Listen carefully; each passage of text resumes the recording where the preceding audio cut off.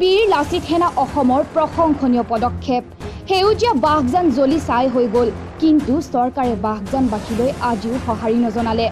অৱশেষত বাঘজানবাসীৰ বিননি সহিব নোৱাৰি সাহায্যৰ বাবে আগবাঢ়ি আহি বীৰ লাচিত সেনা অসমৰ গুৱাহাটী মেট্ৰ' কমিটিৰ অভিলাষ বৰা, কল্যাণ ভাগৱতীৰ নেতৃত্বত তিনিচুকীয়া জিলা কমিটি, গুৱাহাটী জিলা সমিতি, গুৱাহাটী টাউন কমিটিৰ লগতে নেক্সাছ ৱেলফেয়াৰ ছ'চাইটিয়ে তিনিচুকীয়া জিলাৰ উপায়ুক্ত কাৰ্যালয়ৰ সন্মুখত অস্থায়ী আশ্ৰয় শিবিৰত বাস কৰি থকা ৩০০ জন লোকক তেওঁলোকৰ সামৰ্থ্য অনুসৰি আঁঠুৱা, বিচনা কাপোৰ আৰু ত্ৰিপাল প্ৰদান কৰে।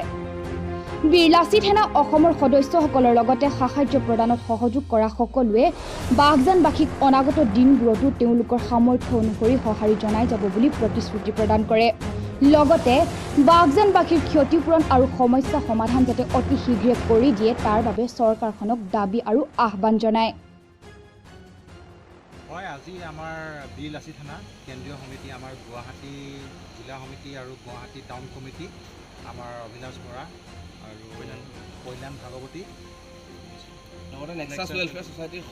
লগতে নেক্সাছ ৱেলফেয়াৰ ছ'চাইটিৰ সহযোগত আজি এই বাঘজানবাসী ৰাইজক আজি দুখৰ যি সমভাগী, আজি সেই দুখৰ সমভাগী আমি হৈছোঁহি আৰু তেওঁলোকক আমি যি পাৰোঁ যেনেকৈ পাৰোঁ আমি আজি তেওঁলোকক সাহায্য দিছোঁ আৰু অনাগত দিনতো তেওঁলোকৰ বিপদৰ সময়ত আমি সদায় আছোঁ আৰু থাকিম। আৰু লগতে অনাগত দিনত তেওঁলোকৰ যি দাবী, সেই দাবী আমি চৰকাৰৰ লগতে ভাৰত চৰকাৰকো আমি অৱগত কৰিম।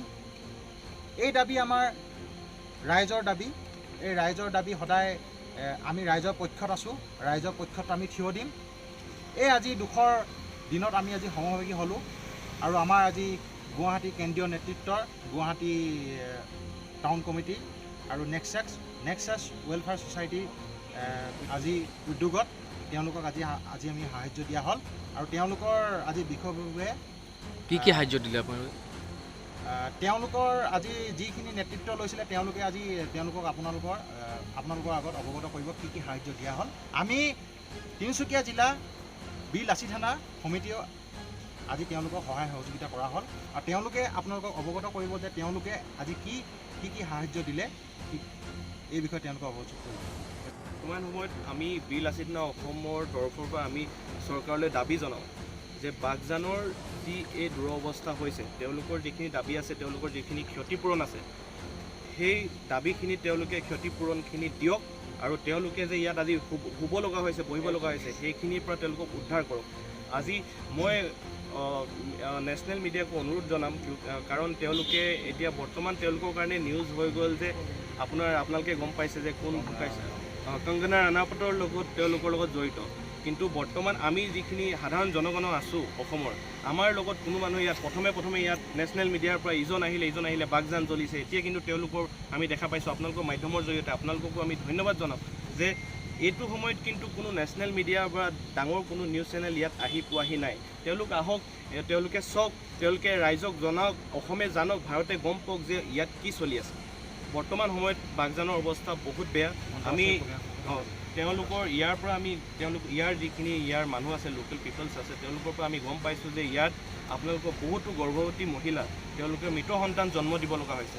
কেৱল মাত্ৰ মহিলাই নহয়, জীৱ জন্তু, গৰু ছাগলীৰো মৃত সন্তান জন্ম হৈছে। এইখিনি আমাক দেখি বহুত দুখ লাগিছে। বীৰ লাচিত সেনা অসমৰ তৰফৰ পৰা আজি আমি ইয়াত আহি উপস্থিত হ'লোঁ। নেক্সাছ ৱেলফেয়াৰ ছ'চাইটিয়ে আমাক বহুতখিনি সহযোগ কৰিলে। মই নিজে এজন নেক্সাছ ৱেলফেয়াৰ ছ'চাইটিৰ সদস্য। তেওঁলোকে ইয়াত আহি যিখিনি বস্তু আমাৰ সামৰ্থ্য অনুসৰি, আমি চৰকাৰ নহয়, আমি হিমন্ত বিশ্ব শৰ্মা বা সৰ্বানন্দ সোণোৱাল নহয় যে আমি মিছা প্ৰতিশ্ৰুতি এটা দি পেলাই পাহৰি যাম। আমি টুইন টাৱাৰ বনোৱাৰ প্ৰতিশ্ৰুতি ইয়াত দিয়াত নাই। যি আমি পাৰিছোঁ নিজৰ সামৰ্থ্য অনুযায়ী ইয়াত আমি দি থৈ গৈছোঁ। বাকী আমাৰ বীৰ লাচিত সেনা অসমৰ উপসভাপতি আমাৰ লগত আছে, কল্যাণ ভাগৱতী, তেওঁ বাকীখিনি ক'ব। আপোনাৰ পৰিচয়টো দিব নেকি? মোৰ নাম অভিলাষ বৰা, বীৰ লাচিত সেনা Assam, Guwahati metro' committee. News desk report, time live Assam.